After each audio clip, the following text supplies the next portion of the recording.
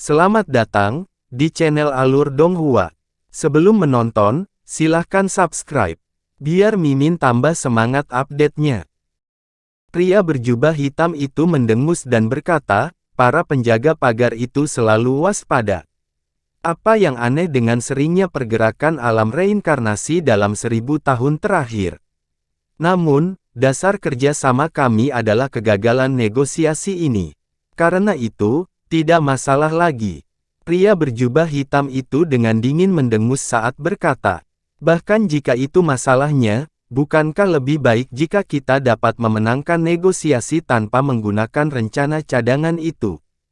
Kemudian, kita dapat menggunakan kekuatan kita untuk perlahan-lahan mengurangi alam reinkarnasi.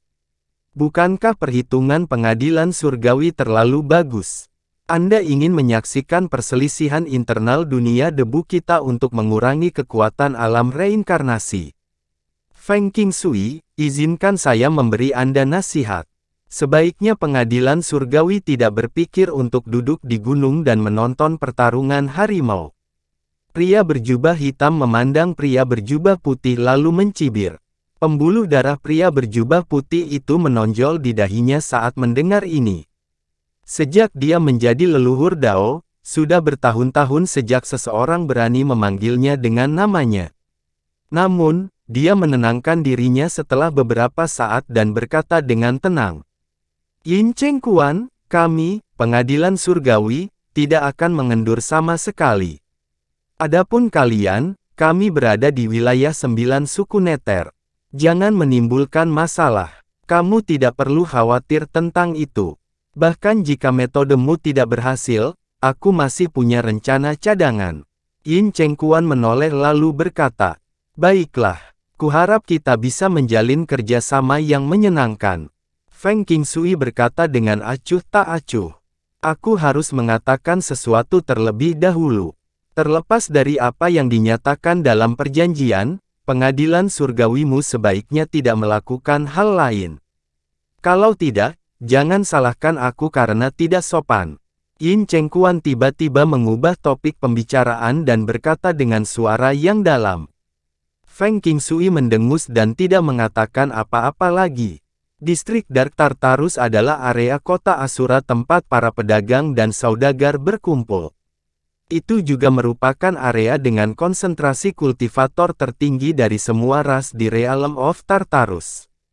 Orang-orang dari semua ras akan muncul di sana, jadi trio Hanli tidak terlalu mencolok saat mereka berjalan melewati area tersebut. Ada banyak jalan dan pasar pedagang terkenal di distrik dunia bawah.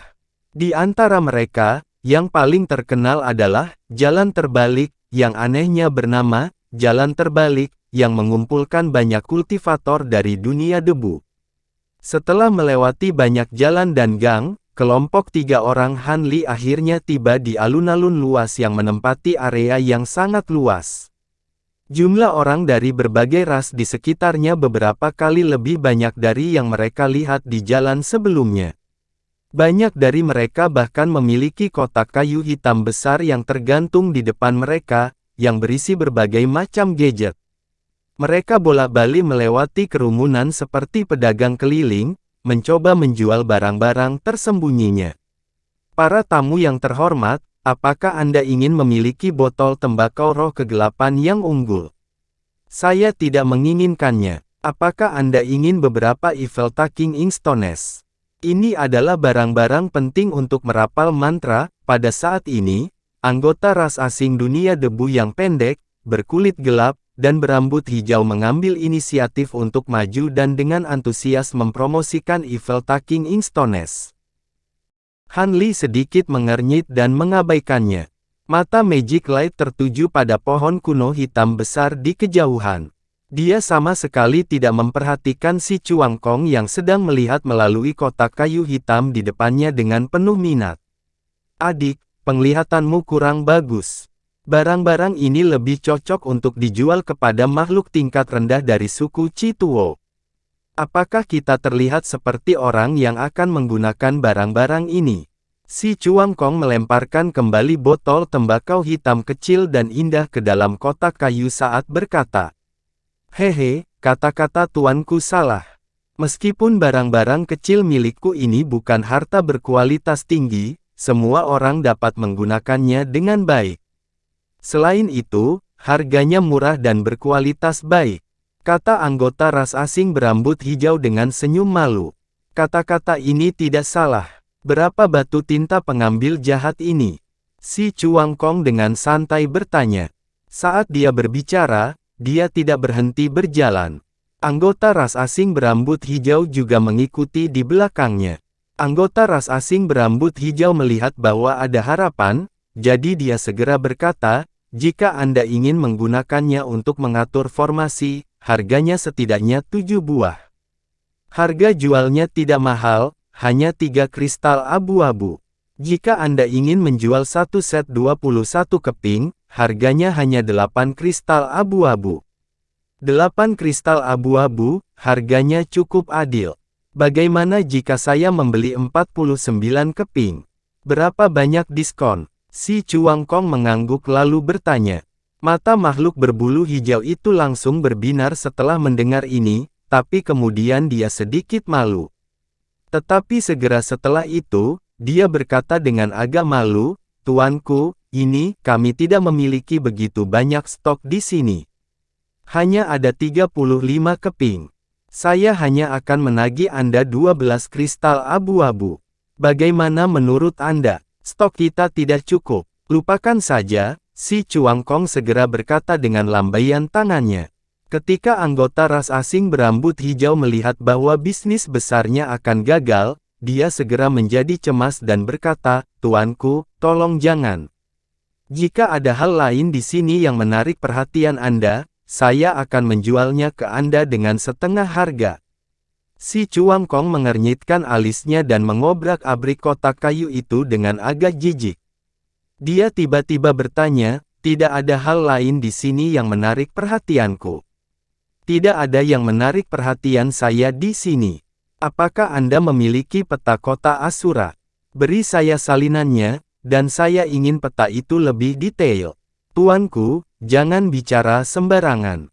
Suku Sembilan Neter sangat berpikiran sempit. Mereka tidak diperbolehkan menjual peta kota Asura secara pribadi, juga tidak akan menjual peta ke suku lain. Untungnya, Anda bertemu saya. Jika Anda bertemu orang lain, mereka akan memberi tahu suku Sembilan Neter bahwa Anda, orang luar, ingin membeli peta, dan itu akan merepotkan. Anggota ras asing berambut hijau itu terkejut ketika mendengar ini. Dia pertama-tama melihat sekeliling, lalu menarik lengan baju si Chuang Kong dan berkata dengan suara rendah.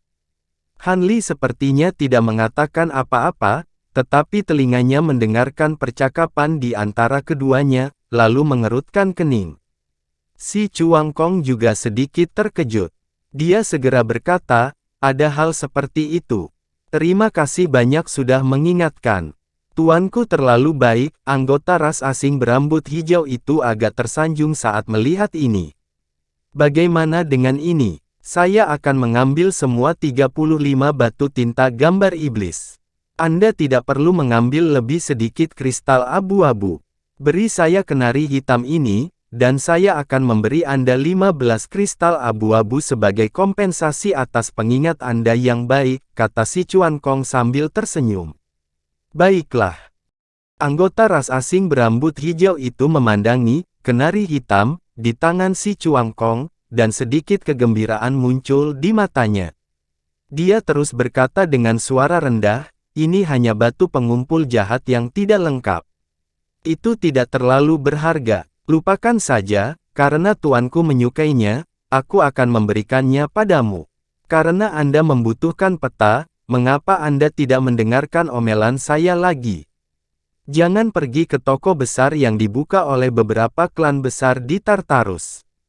Tentu saja, jangan mencari pedagang keliling seperti kami juga. Saya tidak akan menjual yang pertama, dan untuk yang terakhir, hehe, Anda tidak akan bisa membeli yang asli. Haha, terima kasih banyak, terima kasih banyak. Si Chuang Kong tertawa terbahak-bahak. Setelah mengatakan itu, dia mengeluarkan kristal abu-abu dan memberikannya kepada anggota ras asing berambut hijau. Pada saat yang sama, dia menyingkirkan Evil Drawing Inkstone dan benda seperti kenari hitam. Setelah pedagang keliling berulang kali mengucapkan terima kasih dan pergi, Han Li bertanya, "Rekan Taois Si, apa yang kamu ambil kali ini?" Si Chuang Kong meludah dan menjawab sambil tersenyum, "Orang itu buta." Dia mengira inti dalam dari Evil Bone Great Demon adalah Evil Gathering Stone. Setan besar tulang jahat. Han Li bingung. Itulah nama di alam abadi. Seharusnya tidak terlalu akurat. Singkatnya, itu adalah barang yang sangat berharga di alam iblis. Aku pernah melihatnya sekali di kamar dagang. Kali ini, sepertinya telah dibakar oleh sejenis api tidak biasa. Evil Ki murni di dalam sangat terkendali. Itu sebabnya mudah membuat kesalahan, kata si Chuang Kong dengan puas. Pada saat ini, Magic Light tiba-tiba berseru, "Oh, jadi begitulah cara jalan terbalik dijungkir-balikkan."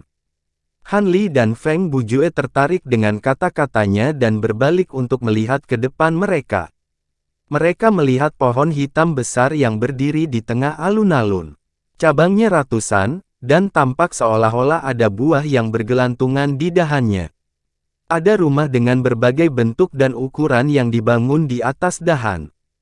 Karena dahan pohon besar itu bengkok dan miring, rumah-rumah yang dibangun di atasnya juga berbentuk aneh.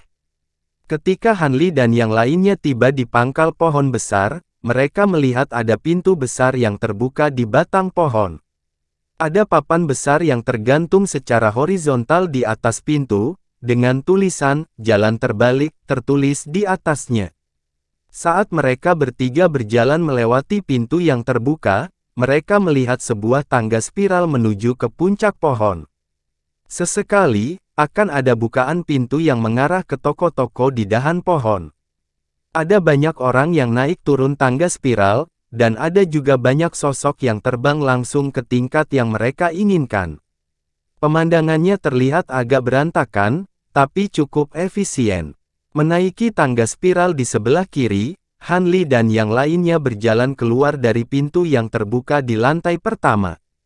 Mereka segera tiba di depan aula hitam yang agak megah.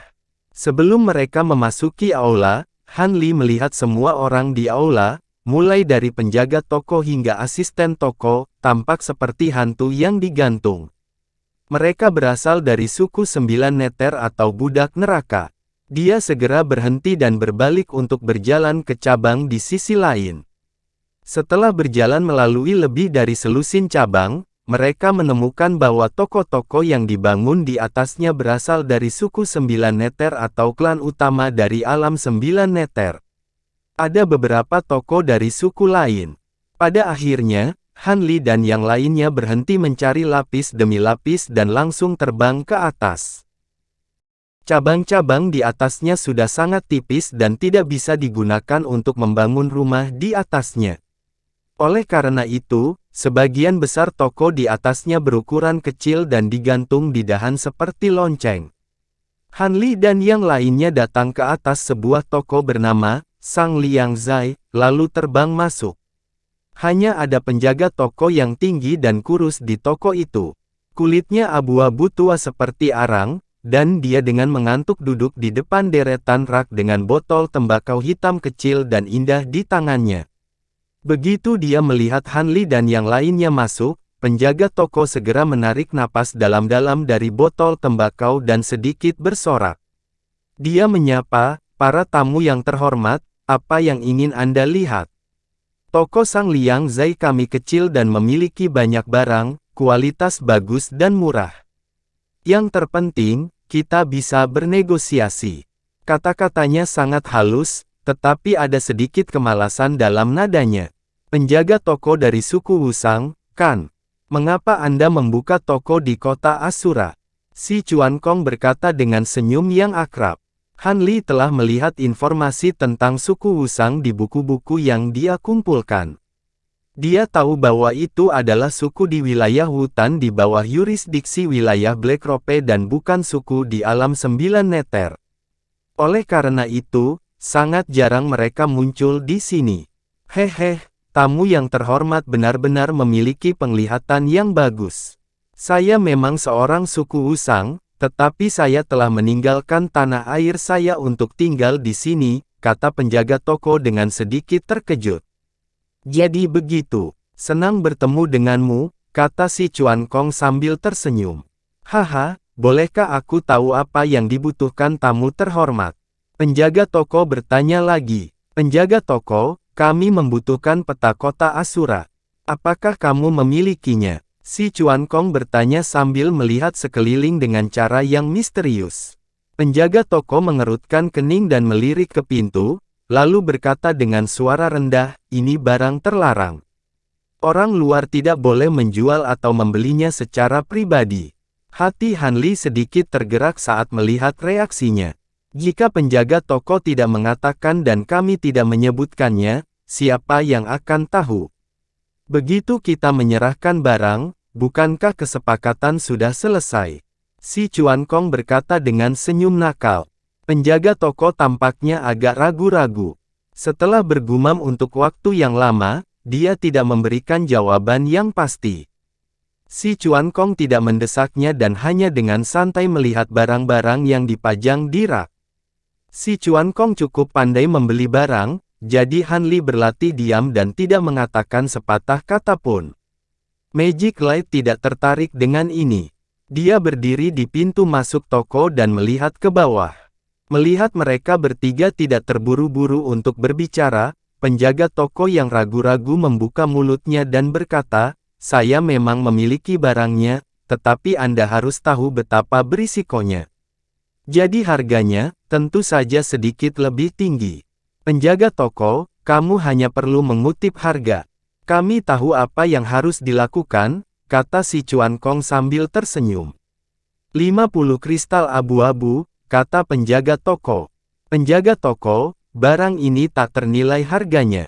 Jarang bagimu untuk bertemu pembeli seperti kami selama bertahun-tahun, kan? Si Chuan Kong tidak segera menjawab. Sebaliknya, dia menatap penjaga toko dengan senyum yang bukan senyuman lalu berkata perlahan. Tamu yang terhormat, jangan cemas. Tawar-menawar itu masuk akal. Semuanya bisa didiskusikan, kata penjaga toko sambil tersenyum nakal. 10 kristal abu-abu paling banyak, kata si Chuan Kong. Hargamu terlalu kejam. Peta kami berbeda dari yang palsu di pasaran. Ini sedikit lebih tua, tapi barangnya benar-benar asli. Tidak ada kesalahan, kata penjaga toko dengan cemberut. Bisakah kamu menjamin bahwa peta ini asli? Han Li mengangkat alisnya saat bertanya. Tamu yang terhormat mungkin tidak tahu, tapi distrik ke-9 kota Asura telah berada di bawah darurat militer selama 2 hingga 3.000 tahun terakhir. Selain distrik pembersihan jiwa, tidak ada batasan khusus yang ditempatkan di distrik lain, jadi manajemen peta itu tidak ketat. Peta di tangan saya adalah salah satu dari sedikit peta resmi yang tersisa setelah darurat militer. Sebagian besar yang ada di pasar gelap adalah replika. Mereka tidak bisa dibandingkan. Penjaga toko mengisap botol tembakaunya dan mengusap hidungnya. Selain area pembersihan jiwa, apakah ada yang istimewa tentang area pembersihan jiwa ini? Han Li menyela. Ini tanah suci 9 suku Neter. Itu selalu misterius, dan bahkan anggota suku 9 Neter tidak diizinkan masuk, kata penjaga toko. Jika demikian, peta ini bernilai 14 atau 15 kristal abu-abu, kata si Chuan Kong. Saya tidak akan menjualnya kurang dari 40 grey crystal, kata penjaga toko dengan tegas. Si Chuan Kong tetap tidak tergerak. Setelah beberapa tawar-menawar, dia akhirnya menyelesaikan kesepakatan dengan 28 kristal abu-abu. Ketika penjaga toko dengan enggan mengeluarkan piring batu hitam, si Chuan Kong meletakkan tangannya di belakang punggungnya dan tidak menunjukkan niat untuk membayar. Sementara penjaga toko bingung, si Chuan Kong menatap Han Li dan berkata, kenapa kamu masih linglung? Bayar. Han Li hanya bisa menggosok hidungnya. Dia tidak tahu apakah harus tertawa atau menangis ketika dia mengambil piring batu hitam dan membayar kristal abu-abu itu kepada penjaga toko. Setelah Magic Light menyempurnakan pelat batu dan memastikan bahwa peta di dalamnya tidak palsu, mereka bertiga meninggalkan toko. Ini hanya beberapa lusin kristal abu-abu. Mengapa repot-repot? Setelah kembali ke dunia abadi, kita tidak membutuhkan benda-benda ini lagi, kata Han Li kepada si Chuan Kong setelah berjalan keluar dari jalan terbalik. Rekan Taois Li, kamu tidak mengerti. Aku tidak peduli dengan kristal abu-abu, tapi bisnis, kata si Chuan Kong sambil tersenyum. Begitu dia selesai berbicara, dia mendengar transmisi suara Magic Light. Aku memeriksa peta sebelumnya, dan lokasi Soul Cleansing Area sangat spesial. Dari Dark Nether Area, kita harus melewati 100 Treasure Area dan Luosheng Area sebelum mencapai Soul Cleansing Area. Setiap dua area dipisahkan oleh tembok tinggi dan batasan, tapi saya tidak tahu batasan seperti apa itu. Selain itu, area pembersihan jiwa benar-benar kosong, dan tidak ada diagram. Terlindungi dengan sangat baik. Tampaknya tanah suci kolam pembersihan iblis memang berada di area pembersihan jiwa. Ayo pergi ke area 100 harta karun dulu, kata Han Li kepada mereka berdua. Magic Light mengangguk dan memimpin jalan. Mereka meninggalkan Overturn Street dan menuju ke arah 100 Treasure Area. Pada saat itu, suara bel besar datang dari jauh dan bergema di udara. Seluruh kota Asura dapat mendengarnya dengan jelas, dan itu cukup untuk mengguncang jiwa seseorang. Diiringi dengan suara bel besar, 4 pilar cahaya putih membubung dari jauh dan membubung ke langit. Masing-masing pilar cahaya putih setebal 300 meter, dan mereka tampak seperti 4 pilar yang menopang langit. Menilai dari lokasinya, mereka berada di area Valen Lake. Orang-orang di jalan menghentikan apa yang mereka lakukan dan melihat ke arah itu. Beberapa orang yang saling mengenal bahkan berkumpul dan menunjuk ke 4 pilar cahaya putih dengan ekspresi bersemangat. Kelompok 3 Han Li juga berhenti dan melihat ke arah pilar cahaya putih. Sepertinya aliansi 3 wilayah telah dimulai, kata si Chuan Kong setelah mendengarkan diskusi di sekitarnya. Bagus sekali, sebagian besar perhatian kota Asura terfokus pada sisi itu, jadi nyaman bagi kami untuk bergerak, kata Han Li dengan kilatan di matanya. Mereka bertiga dengan cepat menarik pandangan mereka dan dengan cepat berjalan ke depan. Pada saat itu, tempat keempat pilar cahaya putih berada adalah sebuah alun-alun di tengah wilayah Danau Jatuh.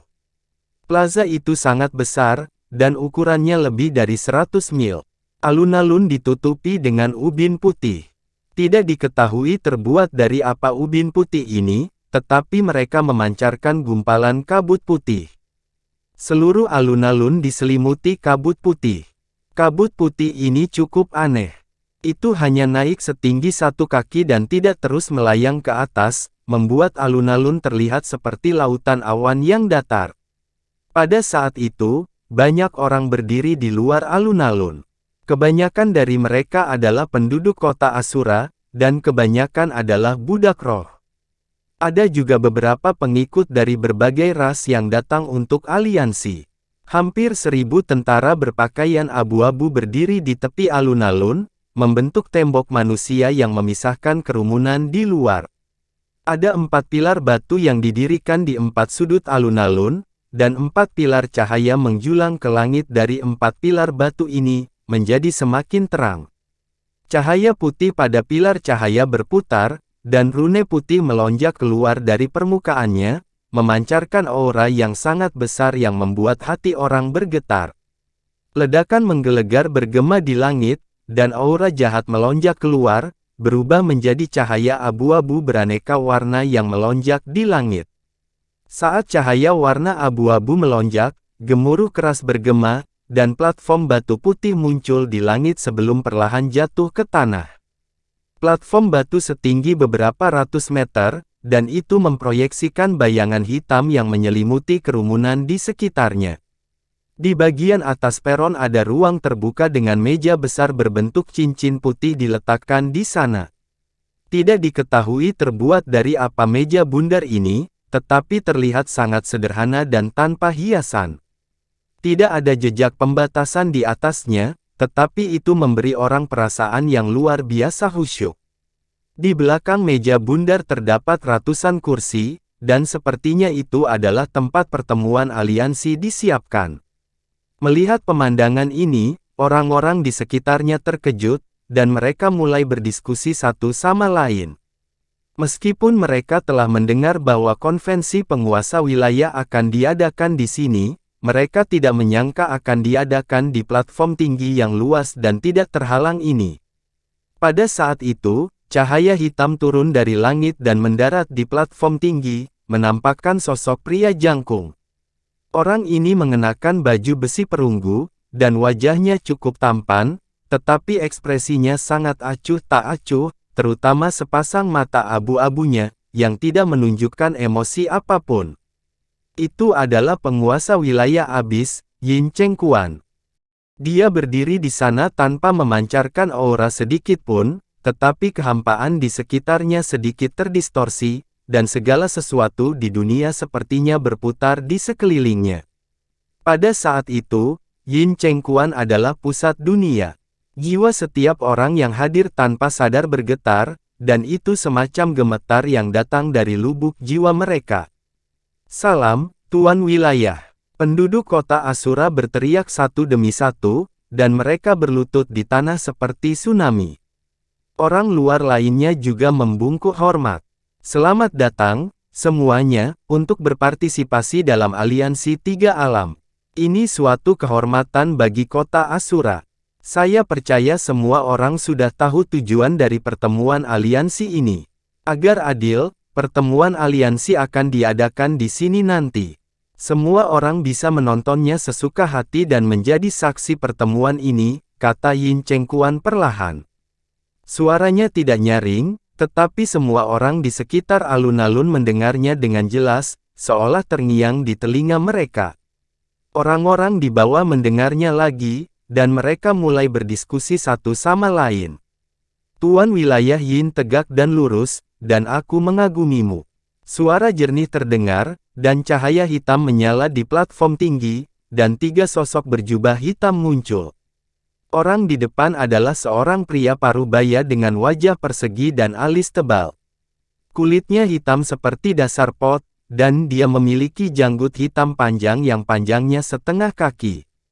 Dia mengangguk pelan saat berkata. Orang ini tidak memancarkan aura sedikit pun, tetapi dia menyatu dengan sempurna dengan kehampaan di sekitarnya, dan dia samar-samar setara dengan Yin Chengquan. Salah satu dari dua lainnya adalah seorang pemuda.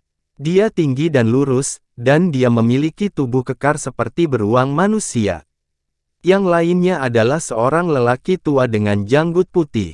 Dia bungkuk, dan dia memegang tongkat kayu hitam di tangannya. Dia tampak seperti akan mati. Kulit mereka juga hitam pekat. Itu adalah utusan dari daerah Tali Hitam. Rumor mengatakan bahwa karena geografi dan iklim daerah Tali Hitam, kulit mereka berwarna hitam. Tampaknya itu benar. Pria parubaya berjanggut panjang itu tampaknya adalah wakil penguasa wilayah Tali Hitam, Xiao Buye, dan leluhur sekte Xiao. Dua lainnya tampaknya adalah 13 utusan suci dari wilayah Tali Hitam, utusan suci Mingwang, dan utusan suci Tianxia. Keduanya adalah kultivator ranah Zenith Heaven yang tak tertandingi. Kerumunan di bawah berdiskusi dengan penuh semangat, wajah mereka dipenuhi dengan kegembiraan.